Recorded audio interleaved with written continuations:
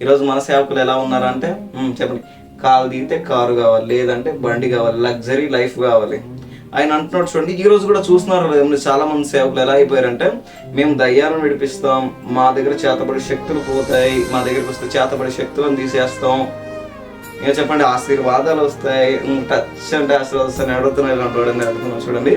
పౌలు గారే ధైర్యంగా ఒక మాట చూడండి. ఇప్పుడు చూడండి, కొరింథీయులకు రాసిన 1వ పత్రిక 2వ అధ్యాయం, సహోదరులారా, నేను మీ యుద్ధకు వచ్చినప్పుడు వాక్చాతుర్యముతో గాని జ్ఞానయుక్తముతో గాని దేవుని మర్మము మీకు ప్రకటించవచ్చు వాడను కాను.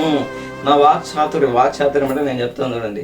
ఒక వాక్చాతుర్యం అంటే ఒక మనిషిని మెప్పింపజేస్తుంది, వాని ఐడియాలజీ తెలుసుకొని క్రీస్తుని ప్రకటిస్తారు. కానీ పౌలు గారు అలా రాలేదంట, కేవలం ఒక సువార్తను చేతబట్టుకొని వచ్చాడంట. ఈరోజు మన వాళ్ళు ఎలా ఉన్నారు చెప్పండి పాస్టర్లు?